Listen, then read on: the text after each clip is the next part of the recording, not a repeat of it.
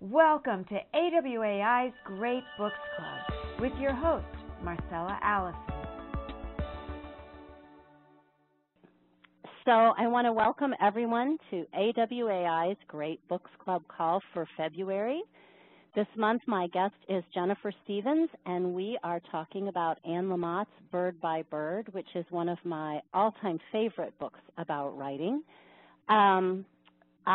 We have a lot of great quotes to talk about, a lot of really good stuff in this book, so I'm going to get started right away. I want to introduce my co-host this month, Jennifer Stevens.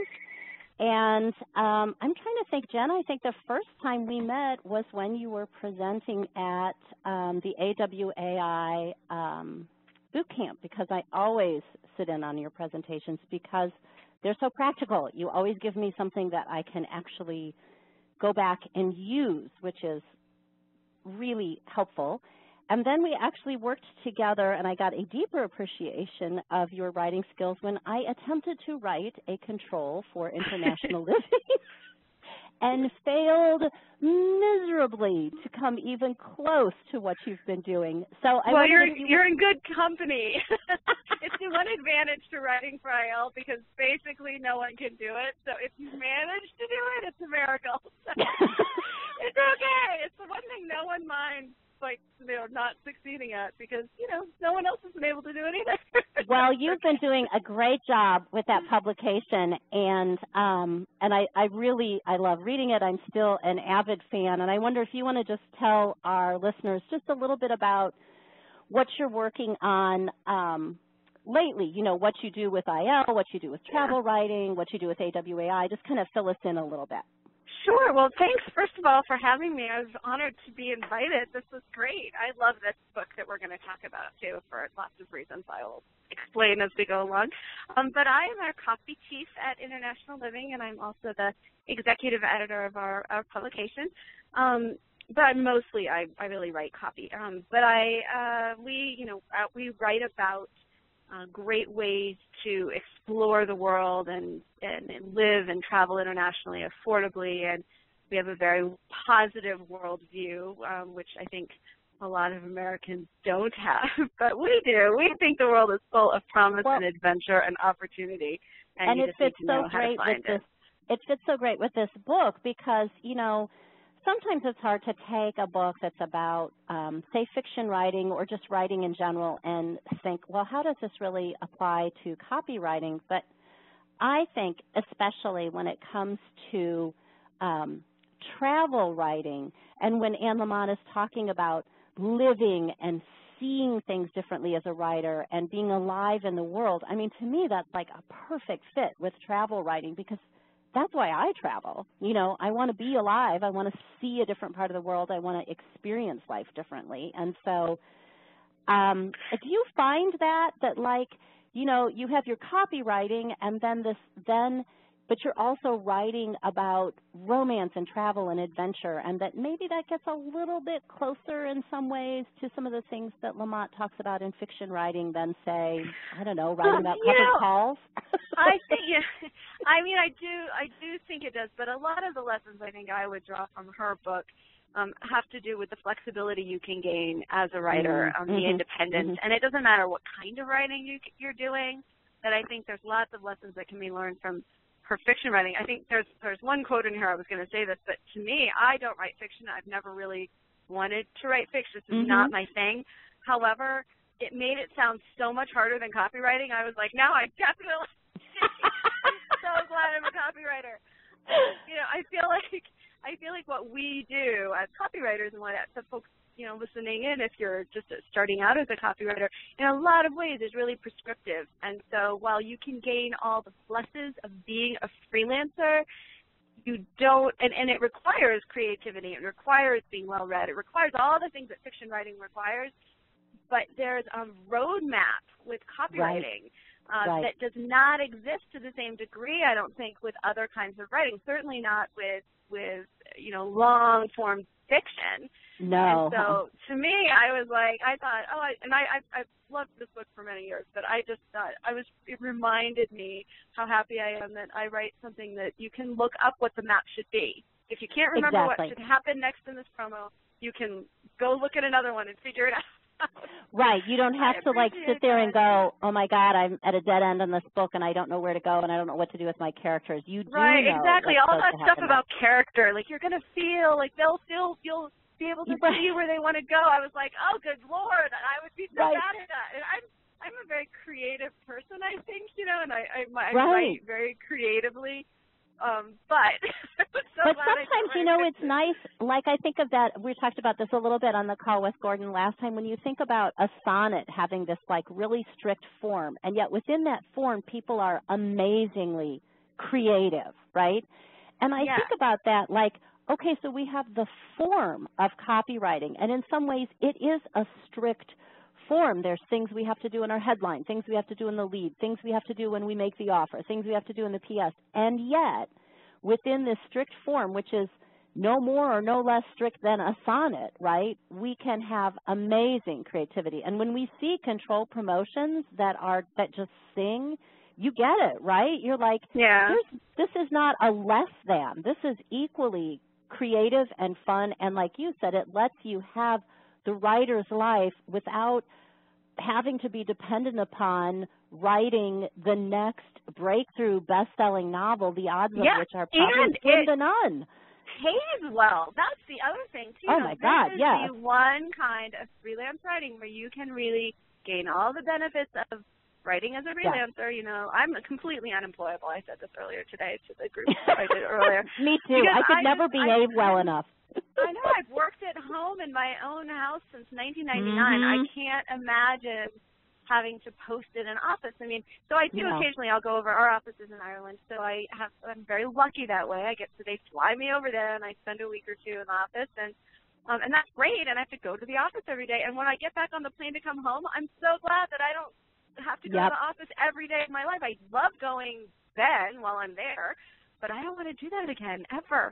So I think that in that way that a lot of the things that writing, the flexibility and freedom of the writer's life really is the best way you can get it as a copywriter, because you get paid well to do it. You know, you do, and you know, Anne Lamott sacrifice otherwise you don't sacrifice as a copywriter. No.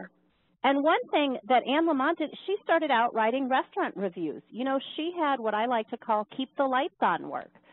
She had a steady writing gig. Now, it was an editorial gig, which we know doesn't usually pay as well as a copywriting gig.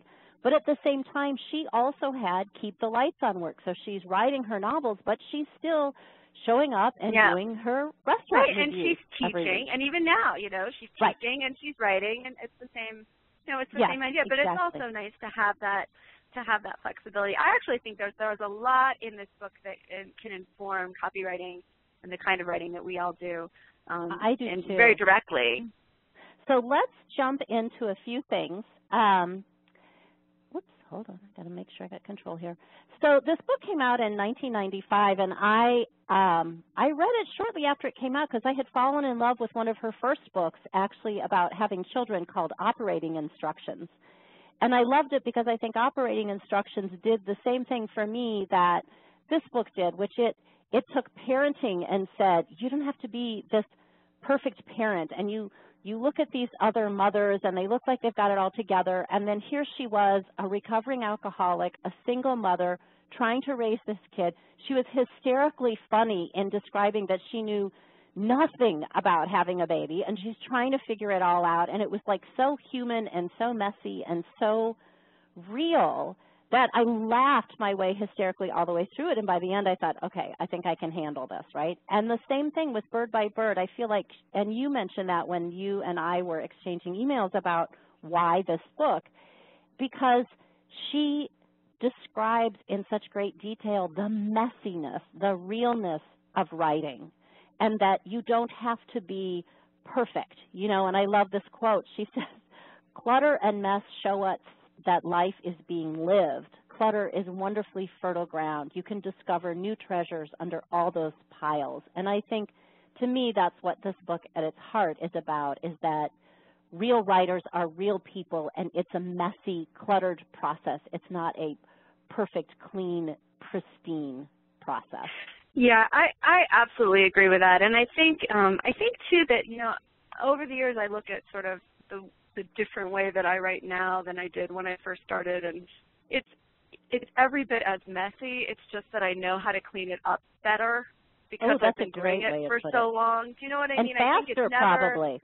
Yeah, and faster. It doesn't get any cleaner. It's just that you get to like farther along in the mess when you start. There are things you know don't work. There are things that you're sort of jumping into the pile when it's partly cleaned up, but still a mess.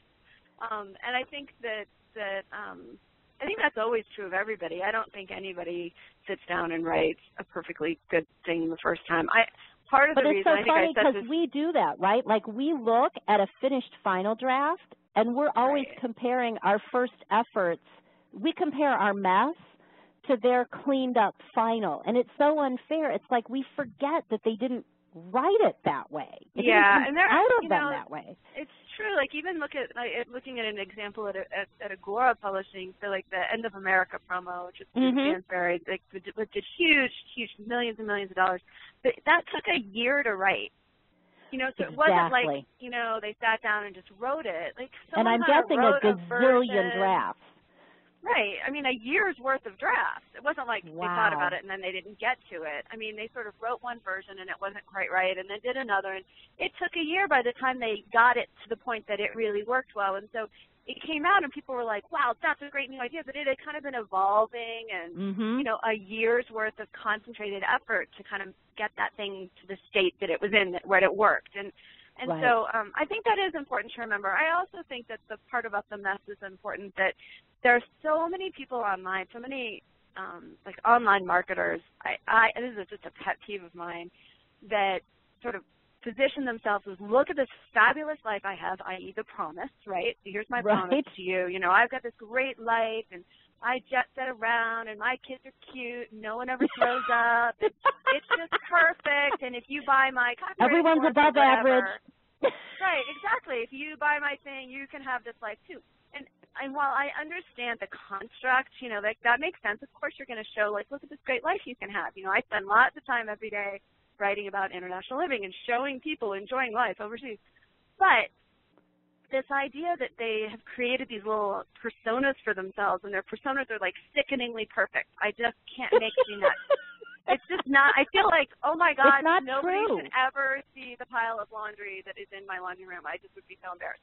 So to me, you know, this book does a wonderful job of in a very self-deprecating way, you know, pulling back the curtain and saying, no, this is kind of this is real.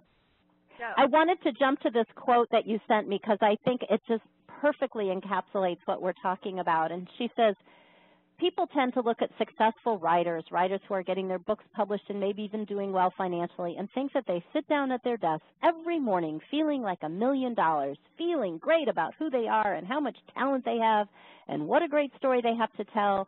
They take a few deep breaths, push back their sleeves, roll their necks a few times to get all the cricks out, and dive in, typing fully formed passages as fast as a court reporter. But this is just the fantasy of the uninitiated.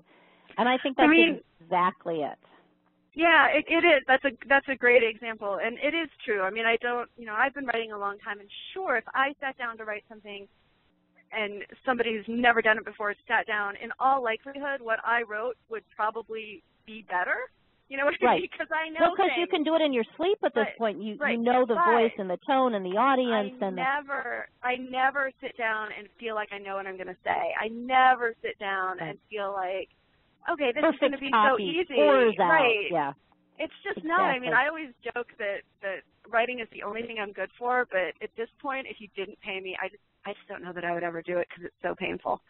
I mean, what's that great quote? Everyone loves having written, but nobody loves writing. Yeah, it's hard work, and I think we do students a disservice when we say that it's not, because it is hard work. I mean, and it also devalues the effort if we all say, oh, no, that was this thing, I just whipped it out. And it is true that every once in a while I'll get a brainstorm. I have a quote that I just we all have those moments where we'll sail. Out of nowhere, and this thing has been, we've used it for like 7 years, and I just thought of it. It just popped into my head, and I wrote it down, and I saved it till I could use it on an expensive product that I knew I would get higher royalties on.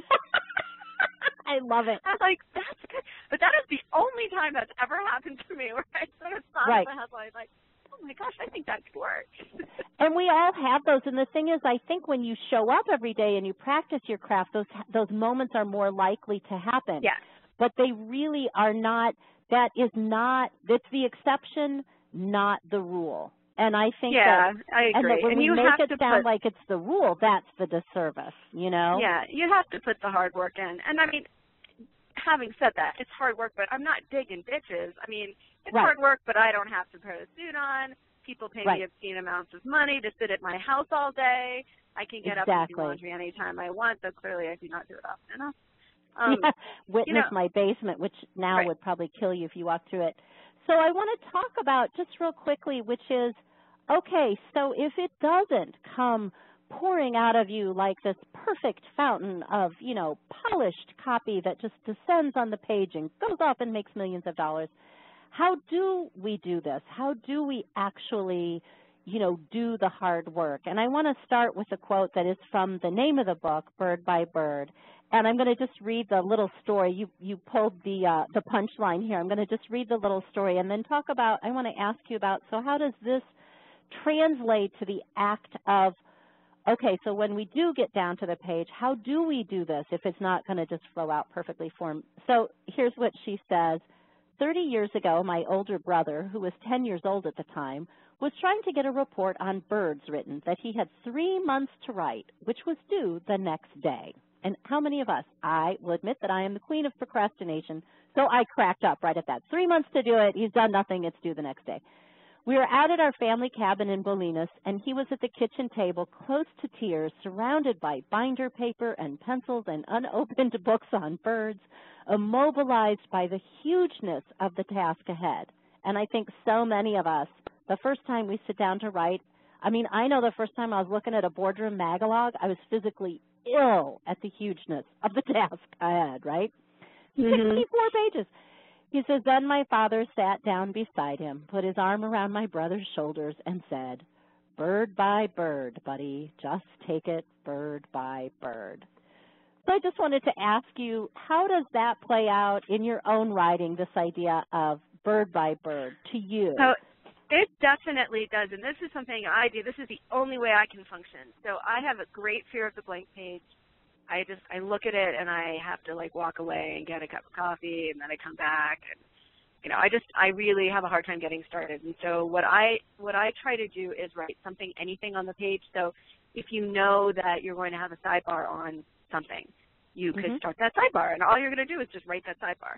Or, you know, chunk it out. So you know you're going to have a guarantee. That's pretty standard. It might be the guarantee you used in the last promo, or you're just going to use the same one that company or, you know, they use for that product. Type it in.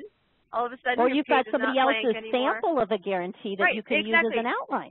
Exactly, and you just kind of copy that. You know, you can, just so there's something on the page. And so I like to try, you know, the way we function was we normally I would write a headline and a lead, and then we would discuss it and decide if it's worth pursuing or can it be improved. The idea being if you can't catch their attention at the beginning, it doesn't matter how good the rest of it is.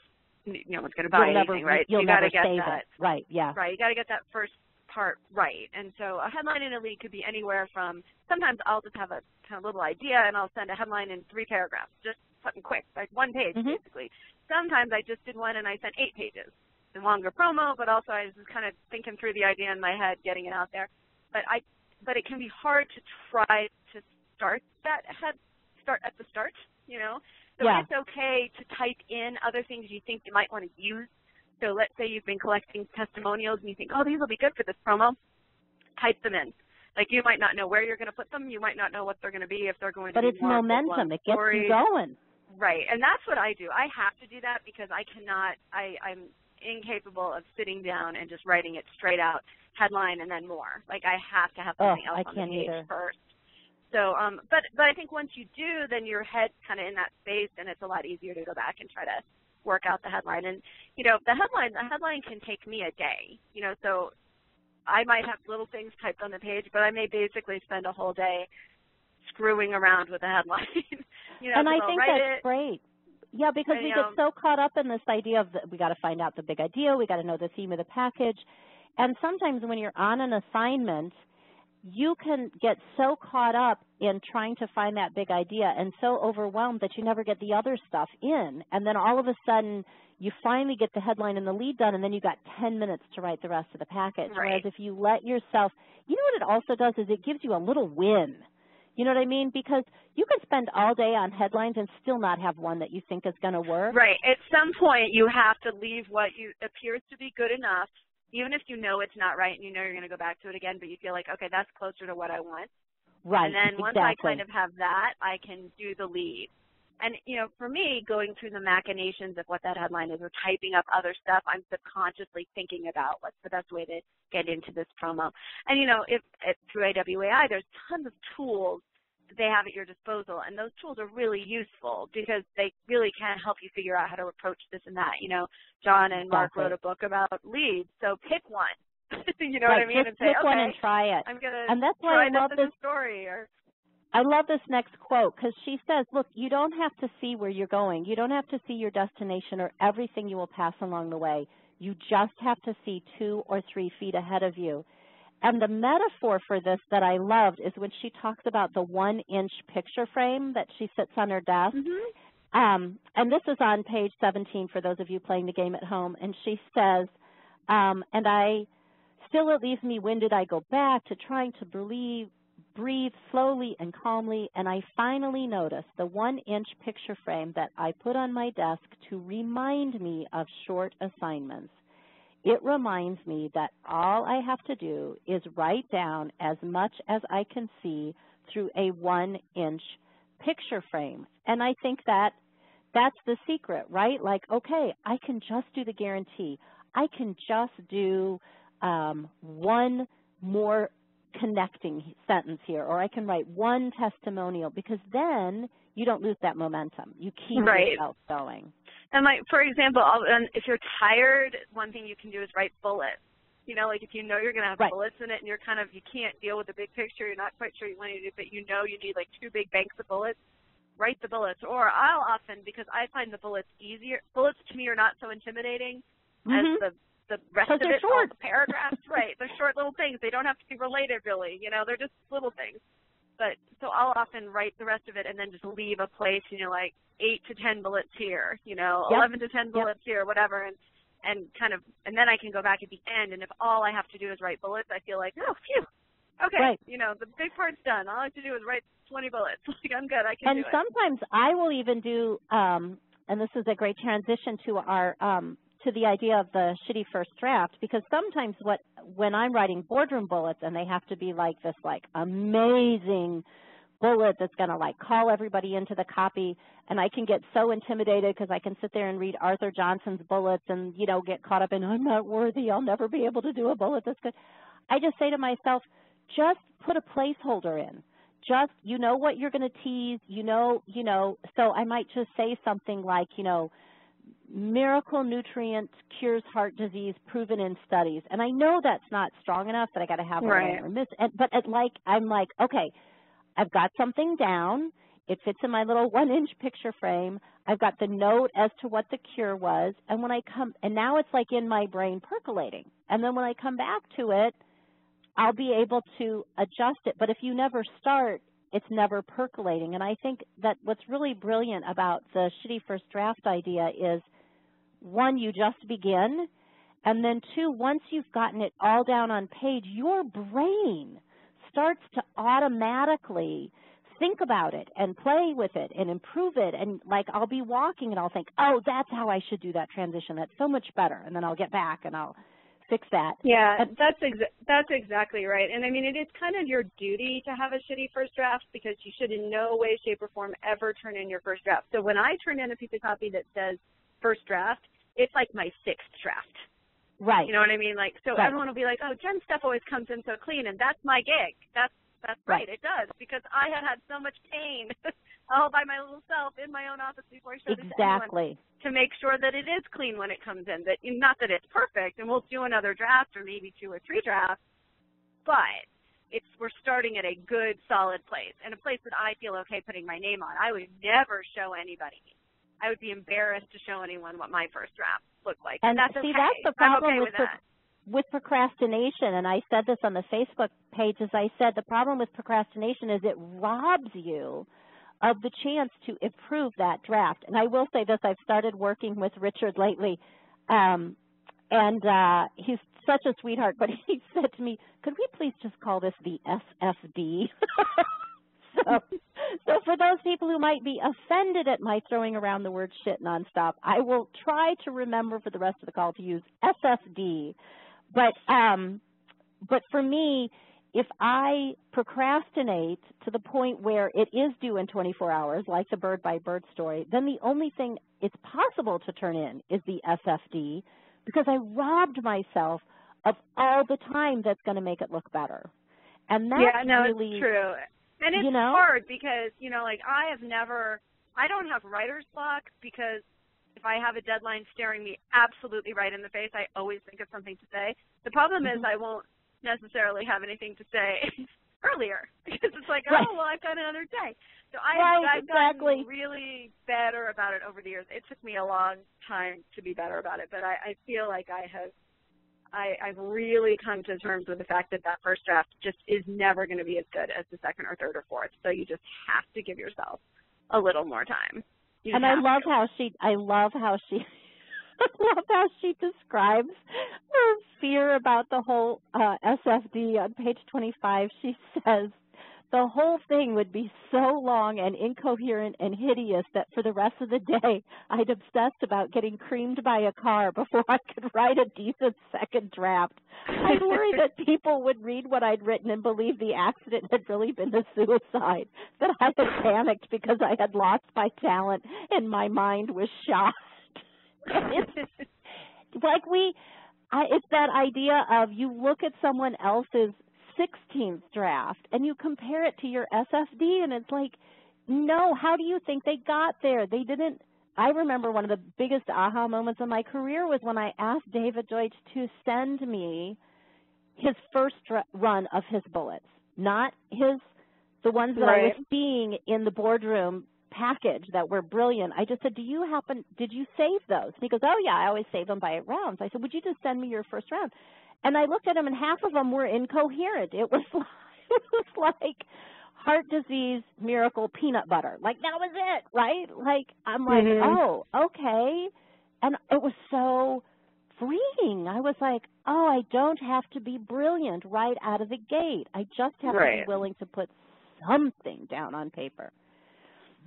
And I love this the quote that you picked on page 71. Remember, no one is reading your first draft. Unless, of course, you procrastinate and you have to turn in your first draft. It's a very bad thing. Well, and I worked with a writer I still work with, who's a really bright guy, but he used to send in this stuff. It was just so long. It was like he could never decide what not to put in, so he would just send everything.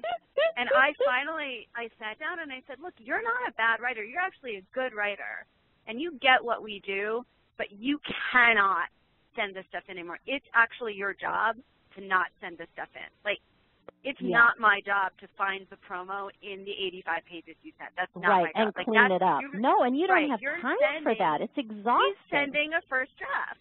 Do you know what I mean? And that's fine. And there was lots of good stuff in there. There was just too much. Like, you cannot put all that in there. Like, decide what has more value.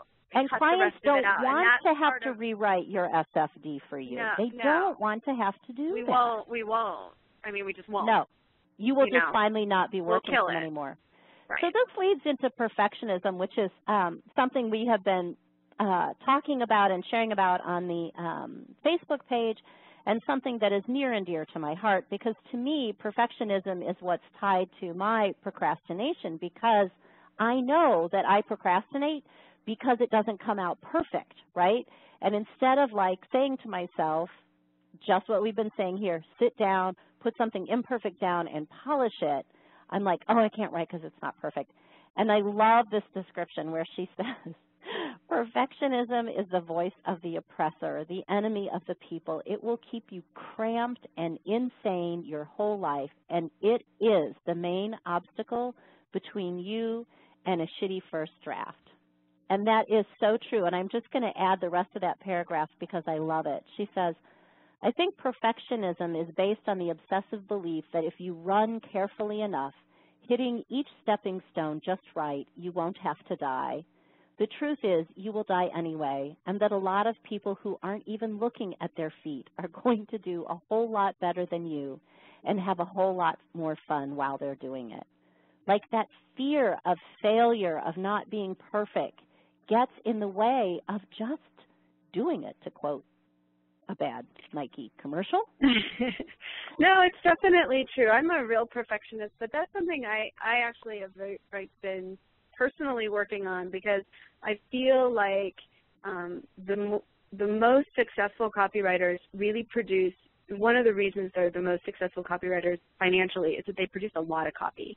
And I do write fast, but it slows you down if everything you write has to be perfect.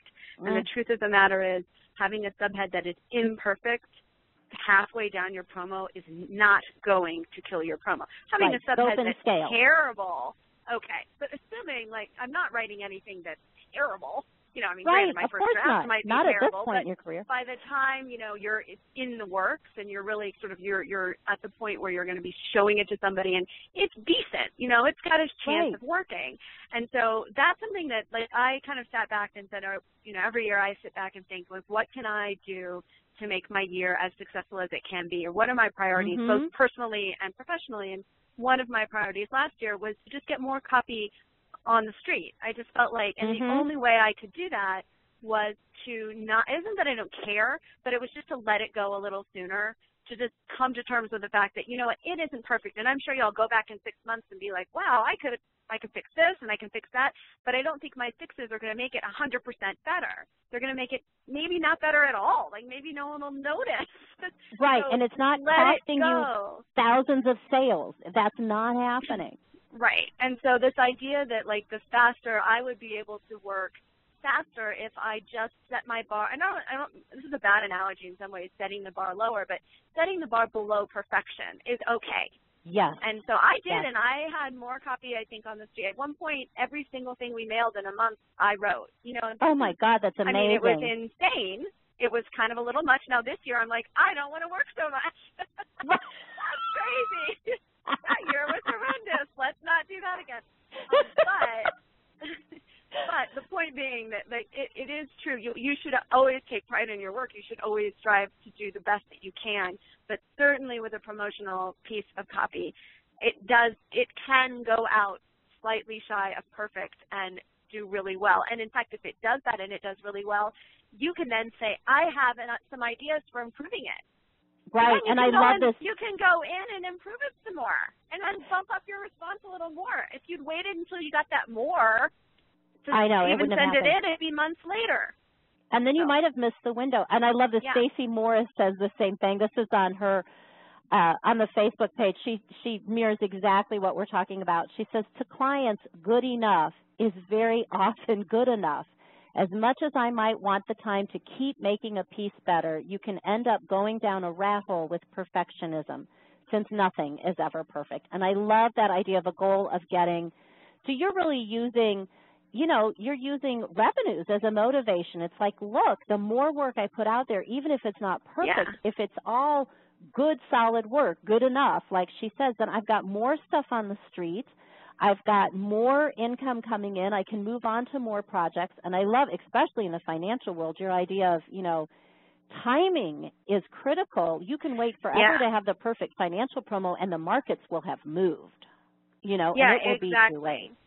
Exactly. So I do think that that's important. I mean, I'm not saying, and I am very much a perfectionist, and I'm cranky, and bad grammar drives me nuts. And I mean, I really oh my God, you'd kill me. I'm like a perfectionist, but I really feel like I made strides this year particularly. I was like, damn it, it does not matter. Like, I love it. It's fine. It is Oh my fine. God, see, now you're my role model for this year. No, and it's like, you know, it should be, I wouldn't send something I was embarrassed to send, but there's something I might have sat on for another day or two or a week and fiddled with this and that, some stupid little thing that I was fixing. But instead you started another project and got it out the door. Yeah, exactly.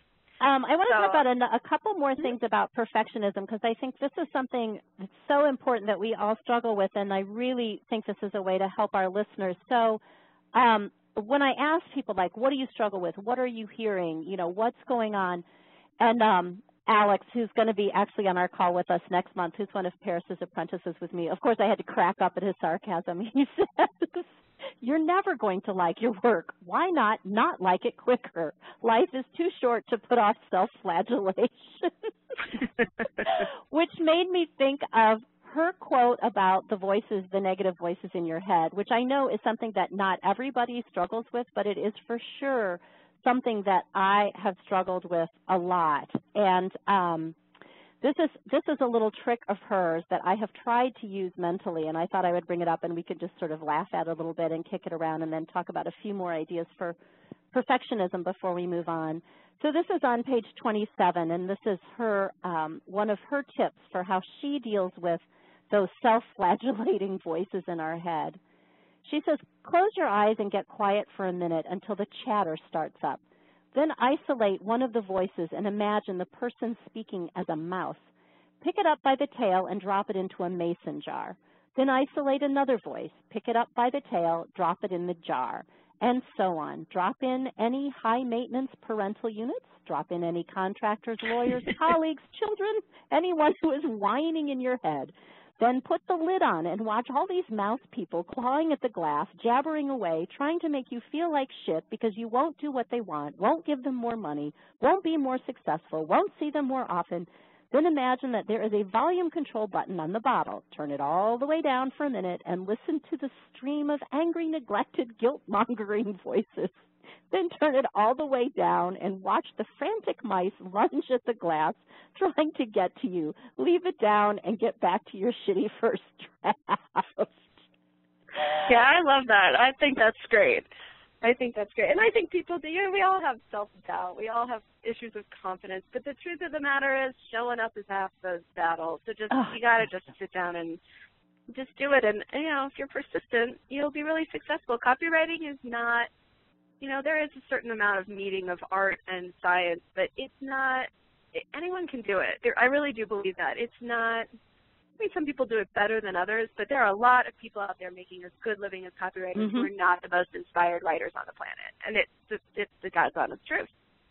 And I think sometimes the people who do better is the folks who do come at it, like plumbing. I know when we were talking about the war of art and this idea of you just think of yourself as a truck driver. Truck drivers don't go, oh, I'm not inspired today, or oh, I don't think this is my best driving, or oh, they just get in the truck, turn it on, and go down the highway. And it was Nick Usborne who said that. He's like, I don't go through all this angst. I don't think of this as high art. I'm like, I'm driving a truck. Turn the truck on and get it out of the driveway and start driving. That's kind of how I've gotten. I have to say, I sort of am like, you know what?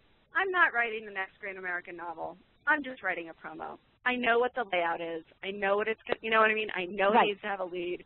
I know it needs to have this. I know it needs to just sit down, write those things. Now, having said that, it's great fun to be creative in it, but it isn't. But again, yeah, exactly. Let me ask you one more thing about perfectionism before we move on, and this is a quote from Vicki Cheater, which made me think of this idea of the one way perfectionism manifests itself for many of us is obsessive research, right? So she says, perfectionism traps us into believing we must be the authority or expert on the subject or everything at large. Knowledge gives way to personal interpretation, which creates a new understanding unique to the individual. The desire to have all there is to know only traps us in a cage, forever looking for the key to open up our time to get out and be what we envisioned. And so I just want to ask you, you're working on pieces that require a considerable amount of research. You have to know about, when you're working for an international living, you've got to know about places all over the world, Yeah. But, so how do you weigh that out, Well, I am at an advantage in that regard because I'm really immersed in it. I'm looking at our editorial closely every month. I'm writing, the letter from the editor in the front of the magazine. I'm doing the issue reviews. I'm rewriting the headlines. So it's like you're always up to speed. I am always. So that puts me at a great advantage as an insider. But I do think that the lesson there is simply that if you are writing in a particular industry, it really does behoove you to be immersed in it. To right, learn and know a lot about that product. But you don't have to know everything. In fact, knowing everything. In fact, this guy, this copywriter I mentioned before, part of his problem is he's a great researcher. But he then could not distinguish from, they all had. He couldn't give up any of the gems he found. Right. Yeah. And so you just, at some point, like, I'm just really busy. Like, I don't have time. You're right. You just have to stop researching and start writing. I don't want to know everything about Uruguay. I just want to know enough that I can be dangerous. Right. I just want to know, I want to get 3 bullets out of it and move on. Are they the best 3 bullets that I could ever write about Uruguay? Maybe not, but they're pretty good. Right, and they're good enough to move on. Yeah. Right, and so that's actually not a problem I fall into, but part of that is because I am immersed in it. So I have you bring up a good point, because and this is a tip for copywriters, not everybody will want to work this way, especially in the beginning. It's when you want to work for a lot of different people and have a lot of experiences and kind of see where your love lies, so to speak. But I will say this, I have evolved into a way of working where when I go to a client, I say to them, look, the learning curve to get up, and I was just talking with Vicki Moffitt at the street the other day. We were just having this conversation about it. She said, I hate it because I give a new writer a new project, and I know that I cannot pay them for the learning curve it will require of them to know everything about that product of ours. Just because of what you said, they're going to have to read 200 back issues, they're going to have to go onto the website. So we were talking about this struggle, and I said, one way I overcome it from a copywriting perspective is I say to my clients, look, I am willing to launch this product for you. I will do all my homework. I will do all this research. And then if it is a success, I'm going to ask that I get right of first refusal on the next promotion. In other words, that we try to prevent that learning curve by the company might have, let's say, 40 different products. If it's, an Agora company and they have a ton of products. I'm like, let me pick one and write for that one over and over and over again for a year. You'll get better copy out of me because I don't have a new learning curve each time, and it's always percolating in the back of my brain. I get the royalties for that whole year because I'm the only one writing on that project. Yeah. And you don't have to re-educate me every time. It's like, and I think marketers, win-win. Marketers would always like to work with fewer but better copywriters, you know what I mean? Yeah. It's like it would be much easier if we didn't have to explain everything every single time. So it's worth investing, and that's part of the hard work. I mean, I didn't always know everything about international living. It's just that now I do. Not in the beginning. Right in the beginning, and I didn't make this much money in the beginning either. Right, and so exactly. But it's worth the investment. And you learn things in that learning too. You learn what's worth paying attention to and what's not. You learn what is going to be useful and what's not.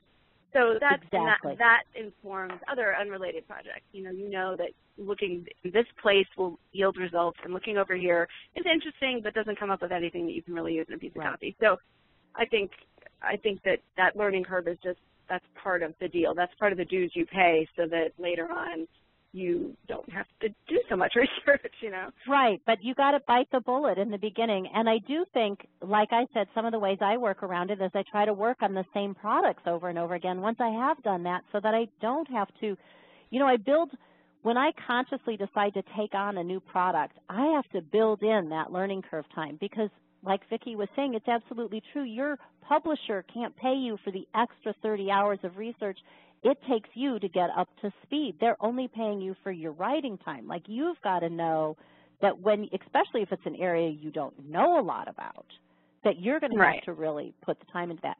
There's one more tip she gives, and I love, this is a quote that you selected, and I love this idea, and Paris has had me do this before too, which is, when you're really stuck and you're overwhelmed and you're stuck in that perfectionism loop and you're not sure what you're trying to say and you can't get it clear, to just sit down and write a letter. Just write a letter to a friend about the thing you're trying to tell them. And so I love this quote on page 172. The letter's informality just might free you from the tyranny of perfectionism. And this is something that Paris has had me do when I'm trying to explain something and getting all caught up in the science of it, and the sidebars now become War and Peace, which is our joke, where I've written, like 15 pages, and he's like, just write me an email as if you were telling a friend about this really cool thing you figured out. And when I do that, when I'm like, dear Paris, you've got to know about this, great skincare product. You're not going to believe it. Here's why you're going to love it. It does this, like when I can just do that, then I get to the heart of it right away. I get in my natural voice, and I escape worrying about whether I'm writing the perfect sidebar, and it gets me to the shitty first draft, which turns out to be the email I sent him, and then he sends that back, right. and then I start to work on that, and I think this is no, a great I think idea. That's right, and in fact, I've experienced this, like when sometimes for AWAI, the travel writer group will ask me to write an article, or a series of articles, and I just do not have time, and I'm like, I don't have time to do this. I told them I would do it, oh my God, and I just stress about it. So I've started telling them, just send me a question. So send me the question that the reader asked, which is really, they can make it up. I don't want to know if there wasn't a real reader. Just send me the question, like, John Smith has a question about, what do you do about this? And then I just email them back the answer, and it's an article. And it took me like 11 minutes, whereas if I sat down to write an article on the same thing, it would take me an hour and a half. Right, because it'd be an article in quotes. Right, exactly, as opposed to just answering the silly question, which is really what the reader wants to know, right? They want to know how to do this thing. Right, so right. I do this regularly, and I've even told them, just don't stop asking me to write an article, because I'll either I'll stress about it. Just send me questions that readers have, and you're not to say, I'm not sure what to tell this reader. What would you say? And then so this is something that people could do to each other. I mean, I think this is a great tip on this call. So if you have a group that you're working at through Circle of Success, or you have your copy critique group, your peer group, they could do this for you. They could break this down into questions for you, and then by the time you've answered the question, so you can just say, I'm writing a promotion about XYZ, and they can just start asking you about it. Well, how does it compare to other products? Or why would I want to trade options? Aren't they risky? Why wouldn't I? Right. You know what I mean? Exactly. And thinking about that way, you really could chunk it out. There could be your little bird by bird, each that would be so fun, like email by email. Oh, I love this idea, and I love it as this collaboration between two people. Like you could each have a project, even if they're in totally different areas. It's almost better, right? Like, I can have someone emailing me questions about the health thing that I'm working on. Well, I don't understand. I thought diabetics didn't take that. What do you mean they should take sugar? What do you Yeah. I love that idea. I think that's, and again, I'm just emailing a friend, and then you take all the emails and you compile them, and now you've got your you have a draft done. Exactly. I love it. So let's, I know we've got quite a few quotes to still go through here. One thing, so I'm going to kind of skip around a little bit. One thing I want to talk about is, if I could control the stupid little ball, is this idea of caring about our prospects. And to be a good writer, you not only have to write a great deal, but you have to care. You do not have to be you do not have to have a complicated moral philosophy, but a writer always tries, I think, to be part of the solution, to understand a little bit about life and to pass this on. And I think that, I have heard speakers, I will not name names, I have heard speakers who speak like derogatory about the prospects, as if they're someone to be fooled or conned, or as if they're less than, and it just makes the hair on the back of my neck stand on end. And I think it's because, to me, I think what she says is true. You have to show that you care, and I think people can tell when you're writing and you don't give a shit about them. Yeah, and I think you have to care about the ideas, too. I mean, I think that's what I always think it's you have to think it's important enough to tell someone about. Right. So I think it's fine. That old advice, I said this earlier today on the copywriting call, that that old advice of, write what you know, I think isn't true, because, we like to learn. We're lifetime learners. It's great to go out and learn something new. It's exciting, get excited about a new idea. Well, that's why we're copywriters, because we can find out cool stuff all the time that we didn't know Exactly. But having said that, you need to feel like it's an important enough idea to write about. I mean, I am a firm believer, quite literally, my publication reflects my worldview very directly, and I actually get to dictate what goes in there so that it falls under my worldview, and then I get to write copy that's in my worldview. Right. And you know what? We say this when you're the prospect, when this is you, it's so much easier to write. When I write about a medical condition that I have, I don't even have to think about it. I know what it's like. Right. It could sing. And I think that it is important. That's certainly I think that's certainly true of fiction, and which is the context Anne Lamott is talking about. But I think it's very much true for us as copywriters as well, that there should be, there is a solution. The solution is your product, and in what ways does your product provide the solution? And it should be, your promos. No one wants to feel like they're being sold. So if you're just talking to somebody about, within your worldview, and you're sharing some insights about why you believe that the world works this way, and why you believe this product can help people embrace that world. Maybe that world is a world where your joints don't hurt. And this is why this can help you. That's genuine, and if it feels genuine. They feel that. No, it comes through for sure. Let me ask you, are you good to go a little bit over today, or have you got a hard stop at 4? No, I can go over. I can go till about 4:20, and then I need to go over to school and bring my 8-year-old who forgot his choir shirt. Again, that's right. The benefits of working at home. Exactly.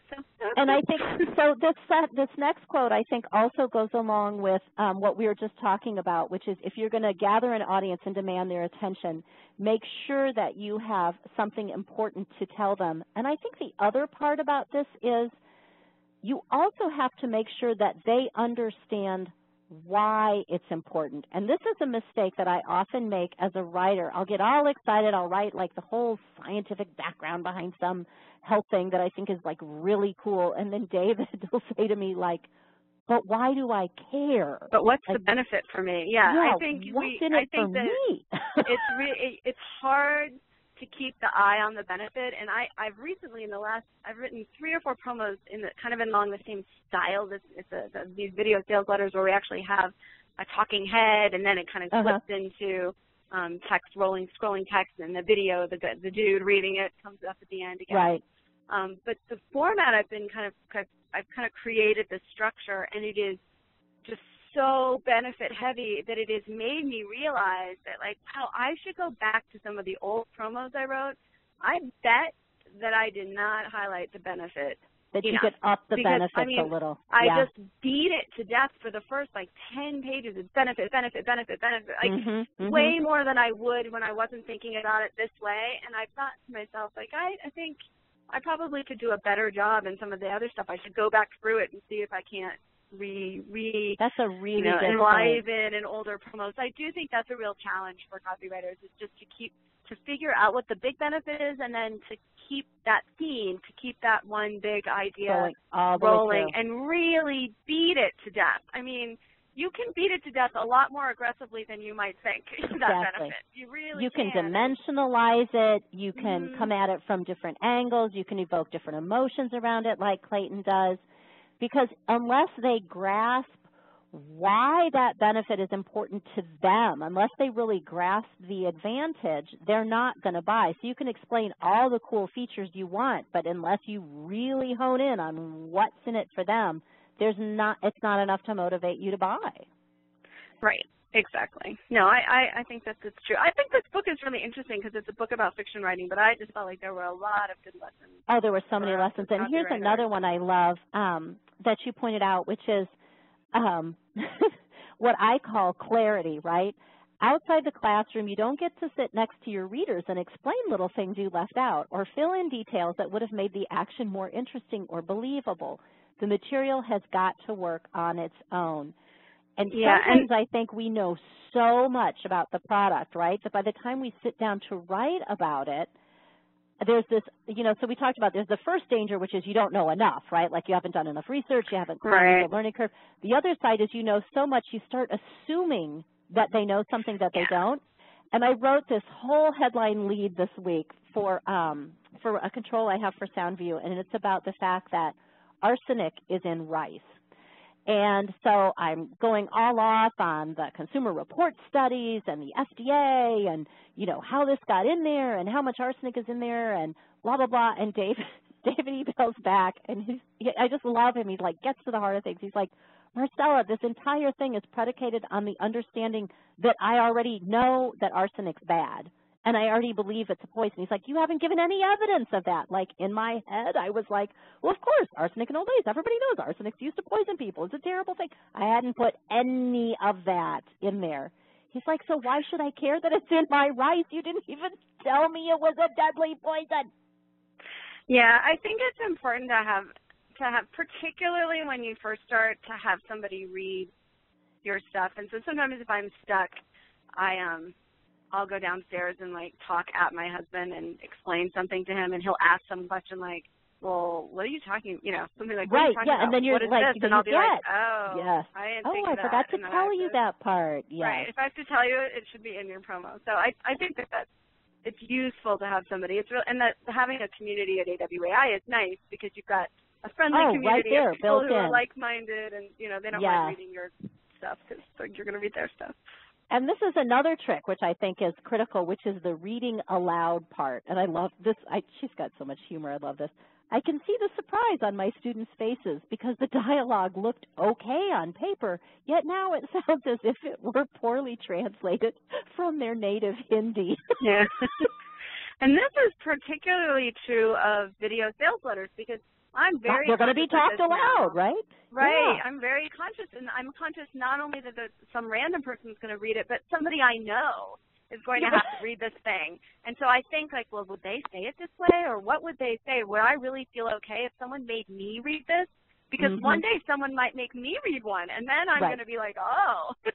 Exactly. So I'm very conscious. I read everything out loud. I mean, I sit in my office and I just talk to myself out loud all day, basically. I'm like, and you I look can also, like I'm your point is you can also read it to other people, and now we have these clever little iPhones that do everything but the dishes, and you can actually read it to them and record it and hear yourself. Because I think even we hear it when we read it aloud, we hear it when it's read back to us, we hear it when we record it. And again, getting back to the shitty first draft, if you are spending all your time worrying, obsessing, dealing with perfectionism, frozen, pacing the office, and you never get the shitty first draft done, then you never have time not only to do the second, the third, and the fourth draft, but to do these things which really take you over the edge to a control-beating promotion, which is listening to it, reading it aloud, recording it, going back and looking for things, one proof at a time. Okay, am I clear here? Have I put in enough benefits, just like you were saying? And so the faster we can get that shitty first draft down on paper, the more time we have for all these other steps that are just critical. And I love I want to talk about this next quote mainly because of the work that you do, and I mentioned this just a little bit on the start of the call, but she says, one of the gifts of being a writer is that it gives you an excuse to do things, to go places and explore. Another is that writing motivates you to look closely at life as it lurches by and tramps around. And I think of you as a travel writer really getting to be able to do this, and of someone who writes for International Living, of being able to really... Yeah, it's true. I mean, if you give that a very literal interpretation, absolutely. I mean, I think one of the greatest things about the kind of writing that I do and the subjects I write about is that I get to go and see interesting places and be in interesting places in the world. But the truth is that one of the gifts of being a writer is being able to just have time to think, and is being able to bring pieces of your own experience into your writing, no matter what you're writing about. I mean, I got a fortune cookie that said something to the effect of, as soon as people tell you you're too old to do something, do it. And so I put that in a promo. I even said, like, and it wasn't me talking. I was writing it for you had your publisher. Speaker get it right. So I had my publisher was saying it, but I put in there, I was at dinner the other night and I got a fortune cookie, and if you feel that way, international, because to me that was kind of in the spirit of international living. Oh, so totally. This idea of taking experiences from your own life and from the world around you and bringing them to your writing, that helps to inform your writing in a unique way. It helps to make what you're going to write different than what somebody else is going to write. And it is true that I think it's hard sometimes, especially with products that have a long history, if you come to them particularly as a new copywriter, it's hard to know how to write something new about that because you've read all their past promos and you feel like, okay, that's what works, so I should write. Yeah. Right, exactly. You do kind of psych yourself out, but part of the trick is being able to bring, you know, your experiences and your opinions and your ideas to a new promotion and give that product, give those marketers something fresh that they haven't thought of before. And if you can do that, that's extremely valuable to them, and they will be very happy to pay you handsomely for it. So to me, it doesn't matter what kind of writing you're doing. What she's saying is that, you know, it's true. You can look closely at life, and you have the freedom to do that. You're not, I mean, if you're working at home and you make enough that you can really be at home and be writing and you know, funding your life that way, then think of all the extra time you have in your day when you're not commuting and you're not, you know, running around to make other people happy, where you can go for walks. You can and it goes right into your next quote, which is one of the things that happen when you give yourself permission to start writing is that you start thinking like a writer. You start seeing everything as material. And I think you made a fantastic point about that. Yeah, I do. I genuinely do think that's true, and I think it's certainly true in fiction, of course, and the points that she's making. But I think it works just the same way with copywriting. Absolutely. And I think the more sophisticated writers are doing that. You know, part of what separates a writer who's been around the block a few times from someone who hasn't, is that they feel comfortable enough to draw on their own experiences, and that will inform your copy in a positive way. I agree. I really think that's perfect. And then this one, oh my God, you totally cracked me up when you picked this one. But you can't teach writing, people tell me. And I say, who the hell are you, God's Dean of Admissions? Now, I completely believe you can teach writing. And I mean, can I teach you to write the next great American novel? No, and I don't pretend to be able to. But can I teach somebody the mechanics of writing a very solid, very effective piece of copy? Absolutely. Yes. It's just not rocket science. I mean, not to be cliche about it, but it's not. I mean, and certainly there's a certain alchemy, the term I always use, that goes on. There are some promos where you're just not exactly sure why it's working, but something in there is working. And everybody else is scratching their head and going, this breaks all the rules, and yet it's working. Exactly. Why is that working? I mean, it doesn't make sense. But that aside, you know, being able to construct a promo that is very solid, that follows the rules, that will get you about 75% of the way. Right. You know, and so I think that it's ridiculous to think you can't teach somebody to write. And sometimes people who come to writing from other careers don't come with any of the baggage that somebody who's like an English major or someone who's been writing in their other life all these years. They're like the truck driver. They assume, okay, so where's the ignition? How do I turn it on? How do I shift the gears? Teach me how to do this. Well, let me just pause for a second. I want to ask you, because I have greatly benefited from your teaching, in particular in the past. I went and I looked. I actually have a binder on my shelf that says Jen Stevens, and I assembled only your I have a stalker. You have a stalker, and I've assembled all your handouts from like my 7 years of boot camp, because they are always so valuable. And sometimes I sneak into the Circle of Success presentations, you know, hide in the back room and hope I don't get grab your handouts on my way out. So can you, you mentioned, and I'm not sure everybody heard that, that you were doing that on a call earlier today talking about the advanced course. Can you just tell folks where we can, other than reading the promotions, which I will encourage everybody to do. We talk all the time about having a swipe file. So you want to get onto the International Livings list so that you can get those we have a promotions. free daily e-letter, and you can just unsubscribe if we're driving you crazy. But that's a great place to look at the relationship between, or just sort of look at the way we construct a relationship with our readers. So we have about 500,000 people on our free list, and you know, we so give that address so that they can sign on. Sure, so it's www.internationalliving.com, and you will get an exit pop-up, an exit pop asking you to subscribe, but you can also subscribe just at the top of the page. Great. And that's a great way to do it. You'll get all the editorial, but then you'll get the promos too. And now let me ask, are you going to be at, will you be back at boot camp this year? Will you be? I should be, yeah. Great. And do you teach in Circle of Success also, or is that separate and only if you go to boot camp? How does all that work? I usually, this year John and I did a couple main sessions, I think, at boot camp, and then we also did two Circle of Success sessions just for Circle of Success people. They're fun. I love boot camp. I have to say that even though I've been writing for almost 20 years now as a copywriter, I always come away with some really interesting tidbit or a lesson I get or something new to try, or just I'm reminded of something, I should do that better. This year I'm going to, I always write much better like closes after.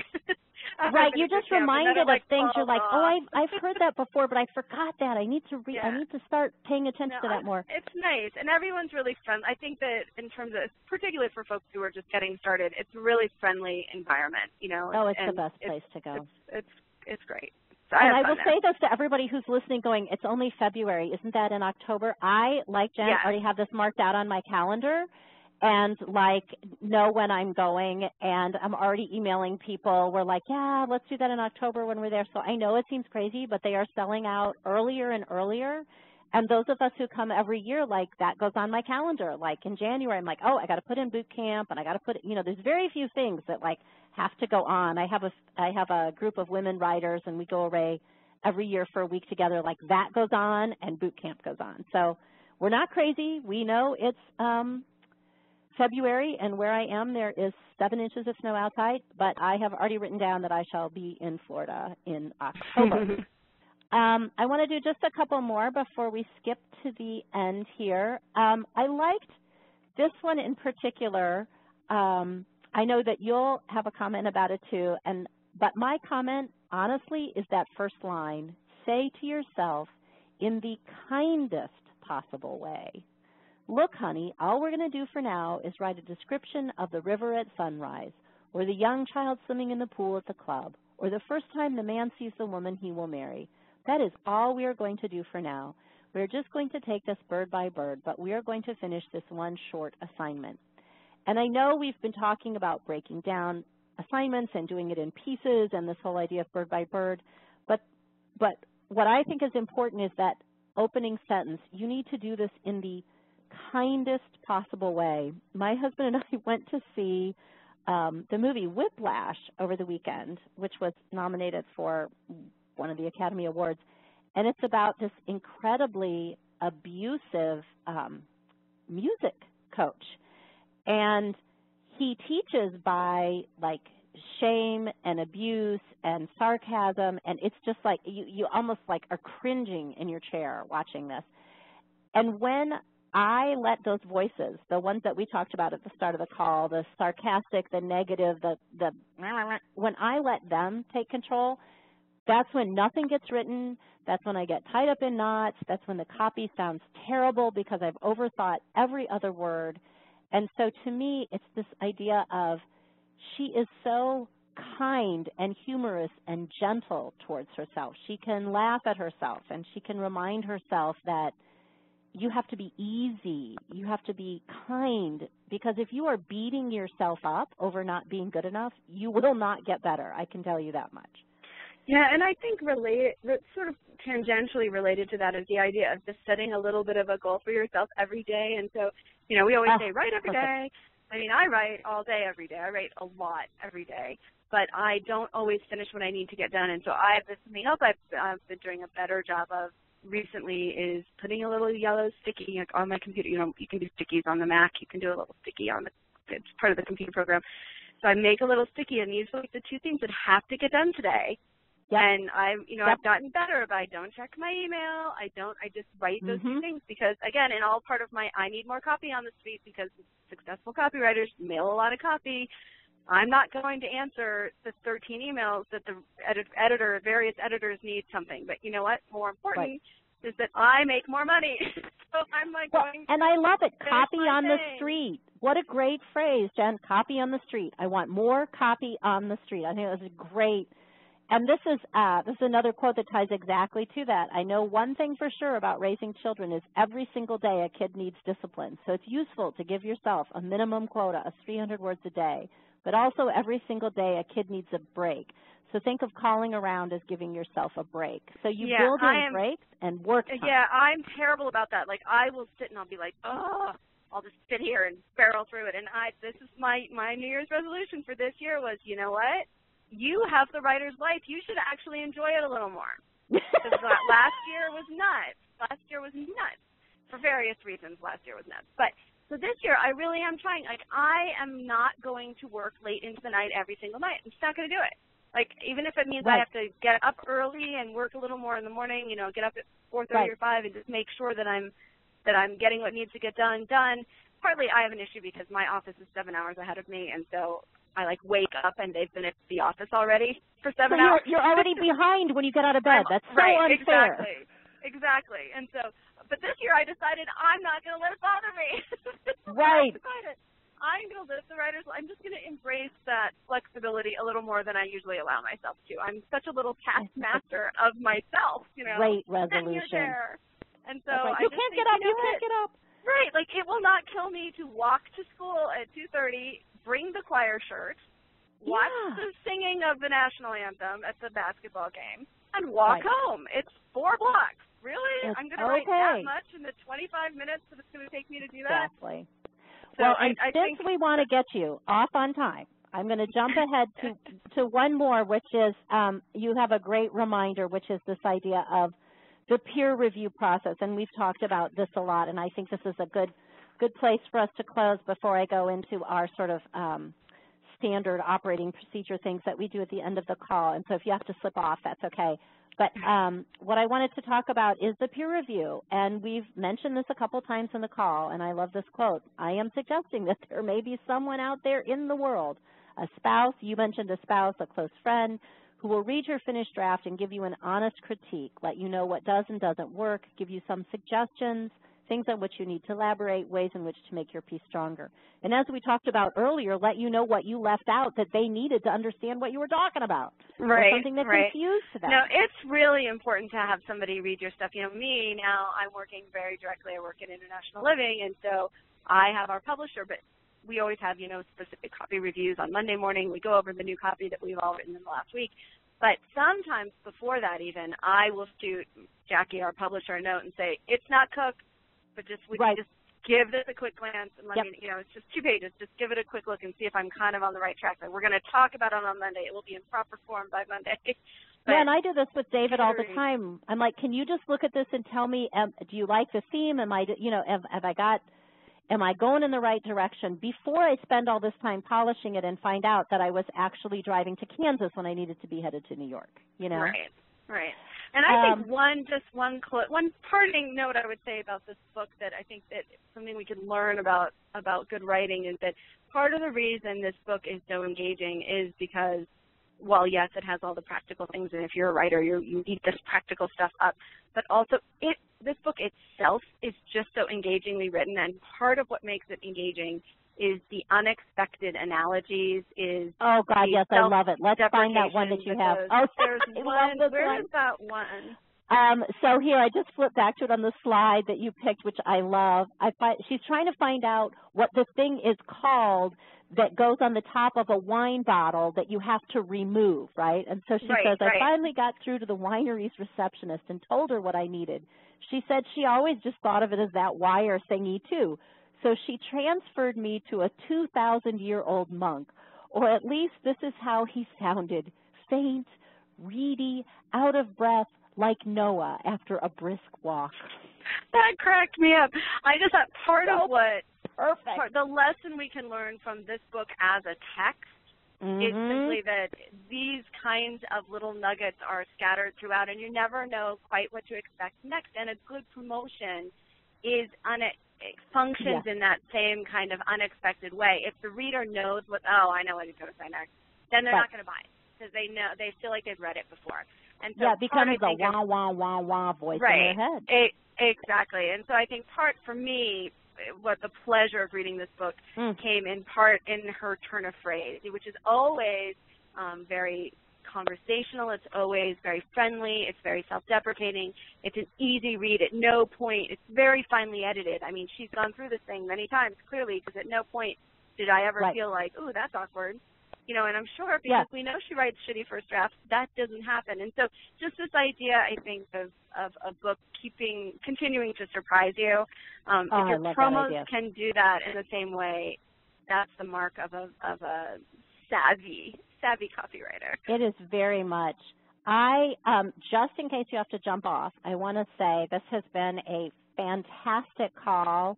You're so easy to talk to. I love this book, and I love having someone who is as excited and jazzed about this book as I am, because this is one of my all-time favorites, and I really appreciate the time that you spent on this call, because I know you have a lot of stuff on your plate. And we did have a quick question, which is someone asked us to repeat louder and slower the web address so that they can start seeing your promotions. I would be happy to do that.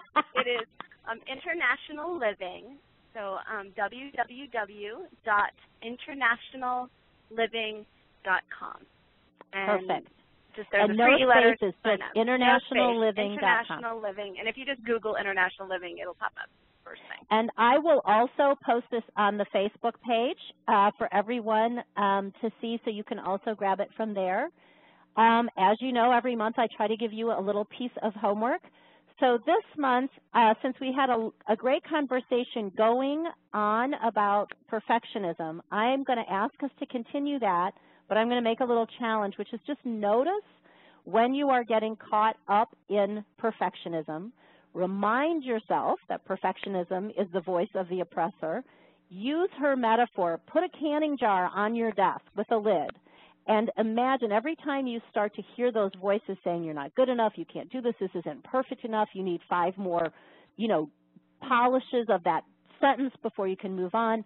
Take that, put it in the jar like the little mice, pick it up by the tail, put it in the jar, screw the lid on, and just let it, carry on and scream at you in silence from inside that jar.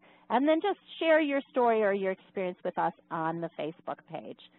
I am going to jump off, so I just want to say thank you very much for having me. It was great fun. I appreciate it, and I will talk to all of you hopefully at boot camp.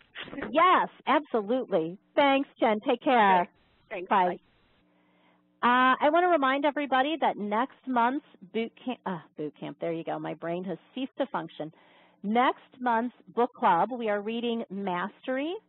We have a change of date, so those of you who are always counting that it's the 3rd Thursday, please note that this is the 4th Thursday. So Thursday, March 26th at 3 p.m.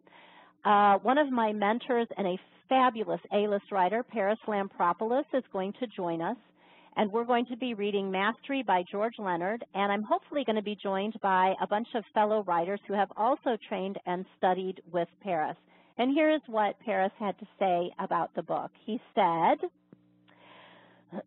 what can you learn about copywriting from a martial arts instructor? Plenty. In his book, Mastery, Aikido instructor George Leonard reveals the secret to mastering anything, from martial arts to playing a musical instrument to writing powerful sales copy.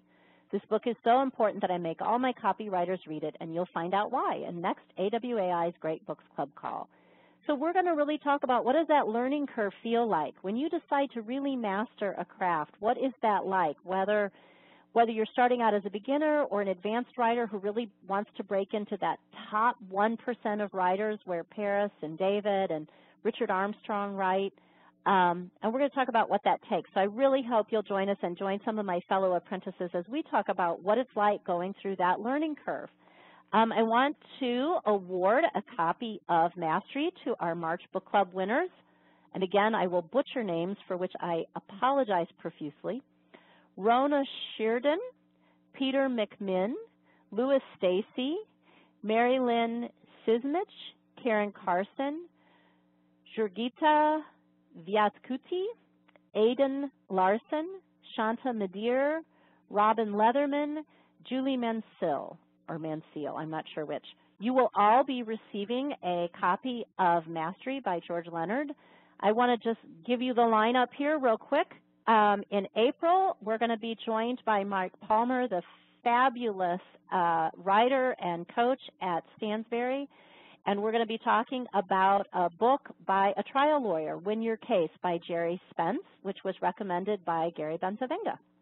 In May, we're going to have The Big Leap which is a book about sort of taking your whole life, not just your business and your copywriting career, but your whole life to the next level. And what are those barriers that we put in the way of ourselves to succeed, and how do you break through those? And I'm going to be joined by a wonderful coach, Monica Day. She's been my coach for many years. She's a copywriter. Many of you who were in AWAI in the early days knew her when she was starting out as a writer. Copywriter. She's now a coach with some of the top folks in the business. She's really wonderful. So she's going to join us for the Big Leap. And then in June, John Ford, who you heard us talking about earlier on the call, often presents with Jen Stevens at AWAI. He runs the Copywriters Roundtable. He's an Agora financial copywriter, A-list writer himself, very brilliant. He will join us for Stephen King's On Writing, and again, another book that can apply to both fiction and to copywriting with a lot of lessons to teach us. So I know we've gone over.